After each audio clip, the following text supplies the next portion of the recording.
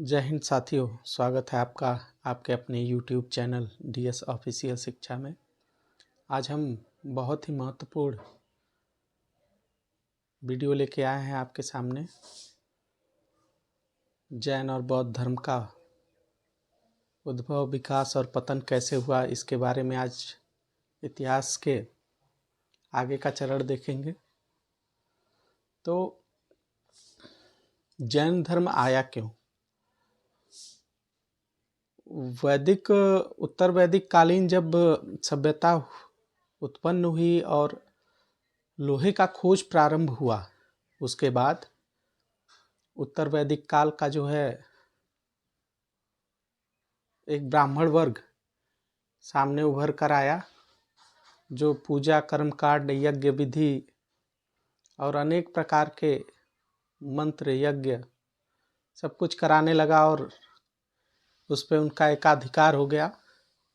4 वर्णों की स्थापना कर दी गई, ब्राह्मण, क्षत्रिय, वैश्य, शूद्र, और इसी वर्णों के हिसाब से जो है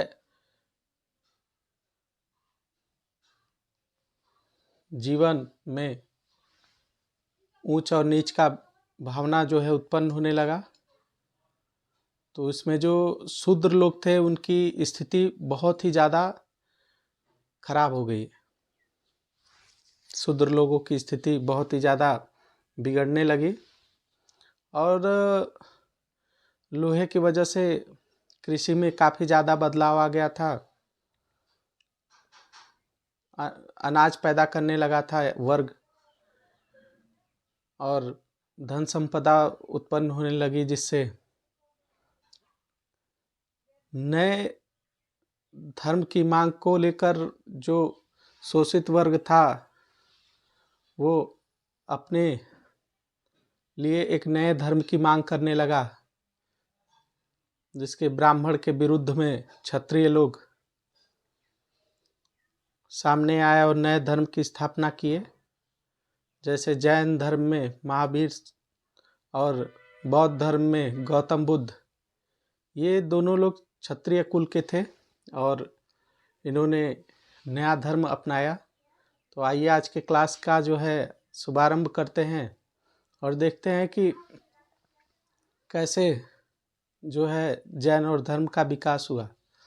तो उत्तर वैदिक काल में समाज स्पष्टतः 4 वर्णों में विभाजित था: ब्राह्मण, क्षत्रिय, वैश्य और शूद्र। प्रत्येक वर्ण के कर्तव्य अलग अलग निहितार्थ थे, मतलब निर्धारित थे, सबके अलग अलग कार्य जो है निर्धारित थे। और कालांतर में वर्णों का निर्धारण कर्म के आधार पर न होकर जन्म उन्मूलक होने लगा। यानी जन्म के आधार पे जो है होने लगा। वर्ण व्यवस्था में जो जितने ऊंचे वर्ण का होता था उतना ही शुद्ध समझा जाता था, यानी ब्राह्मणों का वर्चस्व सबसे ज़्यादा था। इस व्यवस्था में आपराधिक जितने ही निम्न वर्ग का होता था उसके लिए उतने ही कठोर दंड का प्रावधान किया गया था।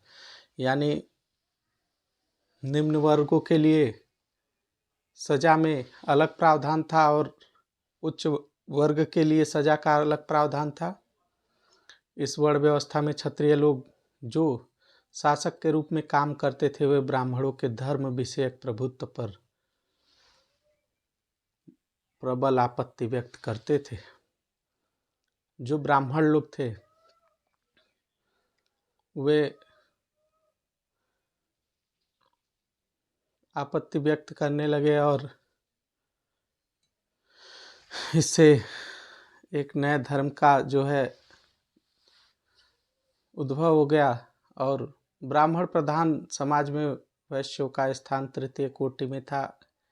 वे ऐसे किसी भी धर्म की खोज में थे जहां उनकी सामाजिक स्थिति में सुधार हो।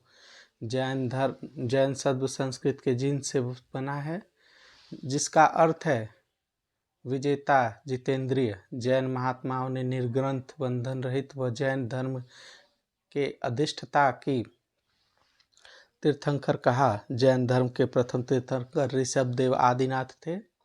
अरिष्ट नेमि का उल्लेख ऋग्वेद में मिलता है, यानी ऋग्वेद में अरिष्ट नेमि का जो है नाम मिलता है। फिर जैन धर्म के 22वें तीर्थंकर अरिष्ट नेमि को ऋग्वेद में वासुदेव कृष्ण का भाई बताया गया है।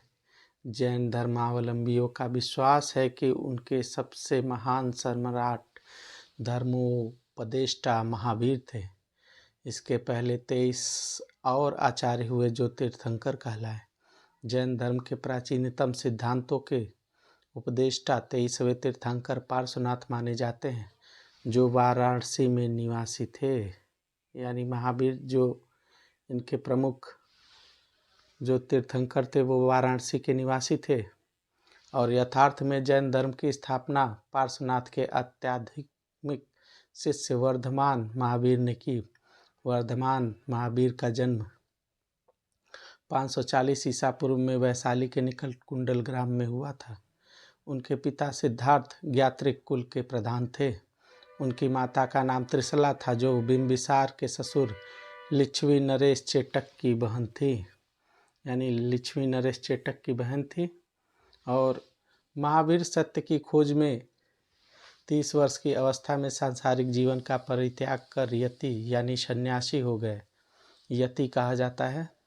जब 42 वर्ष की अवस्था में उन्होंने कैवल्य सर्वोच्च ज्ञान को प्राप्त हो गया तो उन्होंने वस्त्रों का पूर्ण त्याग कर दिया। कैवल्य द्वारा उन्होंने सुख दुख पर विजय प्राप्त की। इस विजय के कारण वे महावीर अर्थात महान सूर्य यानी जीन अर्थात विजेता कहलाए और उनके अनुयायी जैन कहलाते हैं।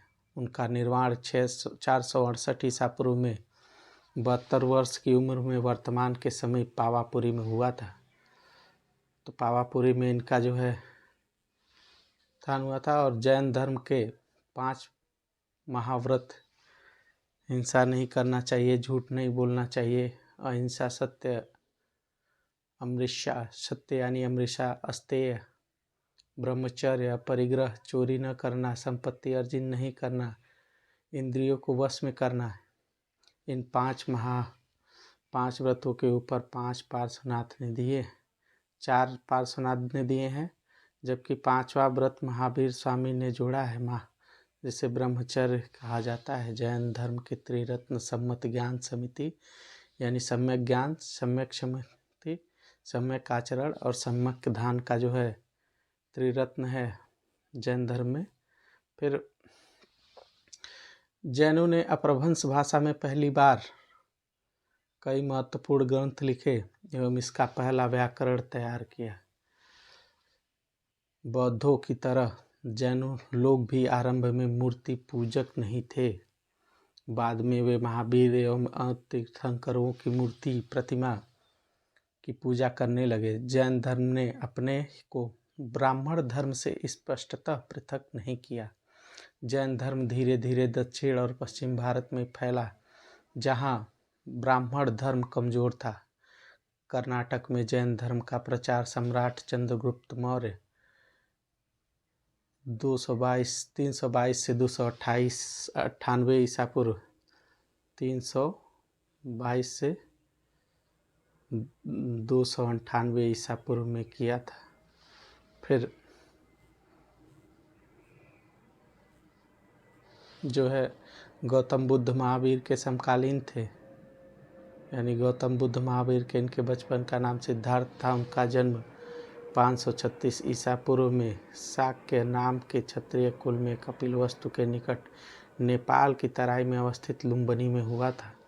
गौतम के पिता का नाम शुद्धोदन कपिलवस्तु के निर्वाचित राजा और गणतांत्रिक शाक्यों के प्रधान थे। उनकी माता महामाया देवी कौशल राज्य की कौशलीय वंश की राजकुमारी थी। गौतम गोत्र में पैदा हुए होने के कारण इन्हें गौतमी कहा जाता है। 29 वर्ष की आयु में बुद्ध घर से निकल पड़े।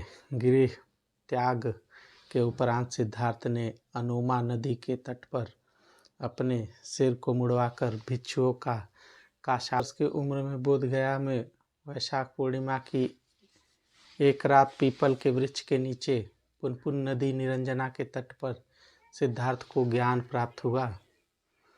उनको ज्ञान प्राप्त हो गया, ज्ञान प्राप्त हुआ।